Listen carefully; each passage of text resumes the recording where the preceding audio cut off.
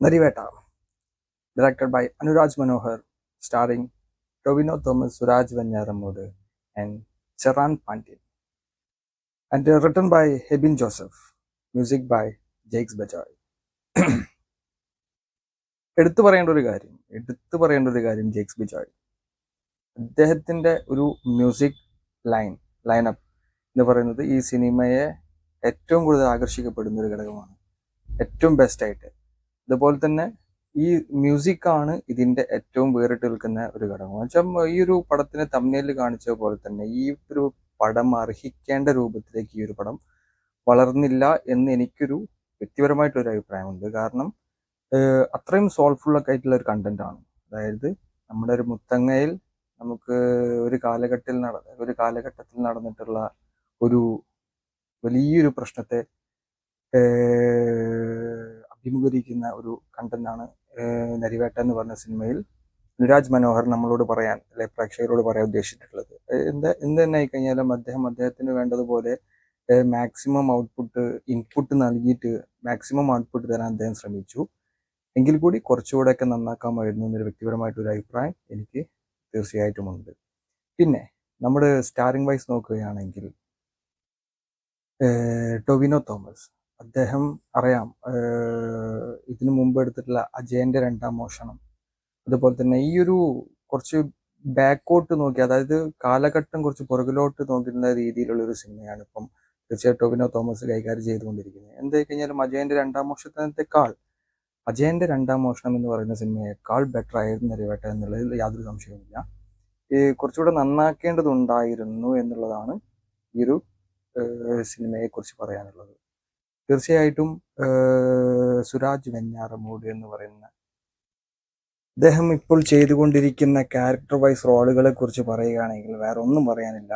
സുരാജിന്റെ character വളരെ ഭംഗിയായിട്ട് നിർവഹിച്ചിട്ടുണ്ട് എന്നുള്ളതാണ്. വളരെ ഡീസൻ്റ് ആയിട്ട് കൈകാര്യം ചെയ്തു. അതേപോലെ തന്നെ ചെറാൻ പാണ്ഡ്യൻ, അദ്ദേഹം തമിഴിൽ ഒരുപാട് സിനിമകൾ ഡയറക്റ്റ് ചെയ്യുന്ന ഒരു ഡയറക്ടറാണ്, ആക്ടറാണ്, അതുപോലെ തന്നെ ലിറിസിസ്റ്റാണ്. നാഷണൽ അവാർഡുകളൊക്കെ ഒരുപാട് തവണ വാരിക്കൂട്ടിയിട്ടുള്ള ഒരു പ്രഗത്ഭനായിട്ടുള്ള ഒരു കലാകാരനാണ് ചെറാൻ പാണ്ഡ്യൻ. തമിഴനാണ്. പക്ഷെ അദ്ദേഹത്തിന്റെ കയ്യിലൊന്നും ഈ ഒരു സിനിമയിലെ റോൾ, ഒരു IPS ഉദ്യോഗസ്ഥന്റെ റോൾ തീരെ അദ്ദേഹത്തിന്റെ കയ്യിൽ ഒതുങ്ങിയിട്ടില്ല എന്ന് വേണം തന്നെ പറയാൻ. കുറച്ചുകൂടെ ഒരു പ്രഗത്ഭമായിട്ടുള്ള ഒരു ആക്ടറെ കൊണ്ട് ചെയ്യിപ്പിക്കാവുന്ന റോള് തന്നെയായിരുന്നു ചരൺ പാണ്ഡ്യൻ്റെത്. IPS ഉദ്യോഗസ്ഥനായിട്ട് ചെറിയ ഒരു ഗ്രാഫിൽ പറയേണ്ട ഒരു, അതായത് വലിയൊരു കണ്ടന്റ്, ഈ കണ്ടന്റ് വൈസ് നോക്കുകയാണെങ്കിൽ വളരെയധികം ഞാൻ ബഹുമാനിക്കുന്ന ഒരു കണ്ടന്റ് ചെറിയൊരു ഗ്രാഫിൽ പറഞ്ഞു തീർക്കേണ്ട ഒരു കാര്യം വലിയൊരു സിനിമയാക്കി എടുത്തത് കൊണ്ട് വലിയൊരു അഭിപ്രായം എനിക്കില്ല. കാരണം പെട്ടെന്ന് പറഞ്ഞു തീർക്കാൻ പറ്റുന്ന ഒരു കാര്യമായിരുന്നു അത്. വെറുതെ നമ്മളെ പിടിച്ചിരുത്തി ഒരു 3-3.5 മണിക്കൂർ എനിക്ക് അങ്ങനെ തോന്നി. കാരണം വെച്ചാൽ നമ്മള് ഹാഫ് ടൈം വരെയൊക്കെ ഭയങ്കര എക്സൈറ്റ്മെന്റോട് കൂടി ഇരുന്ന് കണ്ടൊരു പടമായിരുന്നു. പക്ഷെ പെട്ടെന്ന് തന്നെ എന്താണോ നോർമലി സംഭവിക്കുന്നത് പോലെ തന്നെ അവസാനിപ്പിച്ചു എന്നുള്ളതാണ് ഈ ഒരു സിനിമയുടെ ഡ്രോബാക്ക് പോലെ എനിക്ക് തോന്നിയത്. അതുപോലെ തന്നെ ഇതിലൊരു ആക്ട്രസ്, എന്തിനോ വേണ്ടി തിളയ്ക്കുന്ന സാമ്പാർ എന്നൊക്കെ പറയുന്നത് പോലെ ഒരു വെറുതെ കൊണ്ടുപോയിട്ട ഒരു ആക്ട്രസ് എനിക്ക് മനസ്സിലായില്ല. ആദ്യമായിട്ട് കാണുകയാണ്. ആക്ടിങ് വൈസ് ഒന്നും തീരെ ഒരു വൃത്തിയായിട്ട് എനിക്ക് തോന്നിയില്ല. ഒരാവശ്യമില്ലാത്ത റോളായിരുന്നു. പിന്നെ ടൊവിനോ തോമസിനെ കുറിച്ച് പറയുകയാണെങ്കിൽ ടൊവിനോ തോമസ് കുറച്ചും കൂടെയൊക്കെ ബെറ്റർ ആയി തുടങ്ങേണ്ട സമയം അതിക്രമിച്ചു എന്ന് എനിക്ക് തോന്നുന്നു. അദ്ദേഹത്തിന്റെ സിമ്പിൾ ആക്ടിങ്സ് അഭിനയിക്കുകയാണെന്നുള്ള ടൊവിനോ തോമസിനായിട്ട് തന്നെയാണ് എനിക്ക് തോന്നിയിട്ടുള്ളത് നരിവേട്ടയിൽ. ടൊവിനോ തോമസ് അഭിനയിക്കുന്നത് പോലെ ഒരിക്കലും എനിക്കൊരു വർഗീസ് എന്ന് പറയുന്ന ഒരു ആക്ടർ അല്ലെങ്കിൽ ക്യാരക്ടറിലേക്ക് പിടിച്ചതായിട്ട് എനിക്കൊരിക്കലും അനുഭവപ്പെട്ടിട്ടില്ല. നമ്മൾ ആസിഫ് അലിനെ കുറിച്ച് കമ്പയർ ചെയ്യുമ്പോൾ ആസിഫ് അലിന്റെ കഴിഞ്ഞ സർക്കിട്ട് എന്ന് പറഞ്ഞ സിനിമയിൽ ഞാൻ ആസിഫ് അലിനെ എവിടെയും കാണാൻ സാധിച്ചിട്ടില്ല. പക്ഷെ ആ സിനിമ ഭയങ്കരമായിട്ട് പരാജയപ്പെട്ടു എന്നുള്ളതാണ് എനിക്ക് മലയാളികൾ നേരിടേണ്ട ഏറ്റവും വലിയൊരു കാര്യം. വെച്ചാൽ അത്ര നല്ലൊരു സിനിമ നിറഞ്ഞ സദസ്സോടുകൂടി ഓടേണ്ടിയിരുന്നൊരു സിനിമ പരാജയപ്പെട്ടു. അത് നമുക്ക് മലയാളം ഫിലിം ഇൻഡസ്ട്രിക്ക് തന്നെ ഒരു ഡ്രോബാക്ക് തന്നെയാണ്. അത്തരം സിനിമകൾ നമ്മൾ എപ്പോഴും വിജയിപ്പിക്കേണ്ടതുണ്ട്. വലിയ ബഡ്ജറ്റ് ഫുൾ ആയിട്ടുള്ള സിനിമയൊന്നുമല്ല നരിവേട്ട. ഒരു 2 കോടി രൂപയുടെ അടുത്ത് വരുന്ന ഒരു ബഡ്ജറ്റിൽ വരുന്ന ഒരു വയനാടിനെയും അതായത് കോട്ടയത്തെയും അഭിമുഖീകരിച്ചുകൊണ്ട് അല്ലെങ്കിൽ പ്രകീകരിച്ചു കൊണ്ടുവരുന്ന ഒരു സിനിമയാണ്. വയനാടിനൊക്കെ എത്ര നല്ലതായിട്ട് കാണിച്ചിട്ടുണ്ട്. ഒരു സിനിമാറ്റോഗ്രാഫി വൈസ് നോക്കുകയാണെങ്കിൽ വലിയ കുഴപ്പമൊന്നുമില്ല, നല്ല രീതിയിലുള്ള സിനിമാറ്റോഗ്രാഫി ആയിരുന്നു. പിന്നെ നമുക്ക് ഒരു ആദിവാസി സമൂഹത്തെ നല്ല വൃത്തിയിൽ കാണിക്കാൻ സാധിച്ചു എന്നുള്ളതാണ് അനുരാജ് മനോഹർ ചെയ്തിട്ടുള്ള ഏറ്റവും നല്ലൊരു കാര്യം. അതൊരു ബ്രില്യൻ്റ് ആയിട്ടുള്ള ഒരു ആക്ടായിട്ട് എനിക്ക് തോന്നി.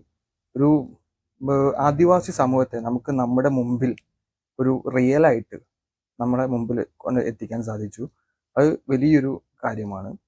കുറച്ചുകൂടെ ഈ ഒരു കണ്ടന്റ് കുറച്ചുകൂടെ ഡെപ്തോടു കൂടി കുറച്ചുകൂടെ ഡെപ്തിൽ നമ്മളെ പ്രേക്ഷകരുടെ മുമ്പിലേക്ക് എത്തിക്കാൻ പറ്റുമായിരുന്നുവെങ്കിൽ ഈ ഒരു പടം ഗ്രേറ്റ് ആയിരുന്നു.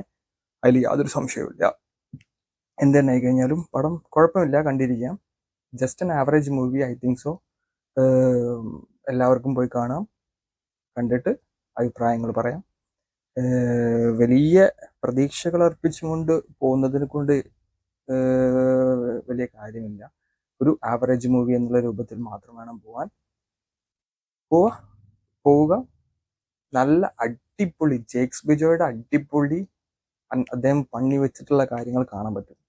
അതിലൊരു പാട്ടുണ്ട്, oh my god, top heavy സാധനമാണത്. ആ പാട്ടാണ് എനിക്ക് ഏറ്റവും കൂടുതൽ ഒരു എൻ്റർടൈൻഡ് ആയിട്ട് തോന്നിയിട്ടുള്ളത്. പിന്നെ ഓവറോൾ വലിയ കുഴപ്പമില്ല, എന്നെ ആവറേജ് മൂവി കാണാം. എല്ലാവർക്കും തിയേറ്ററിൽ പോയിട്ട് ബിഗ് സ്ക്രീനിൽ പോയിട്ട് ആസ്വദിക്കാം.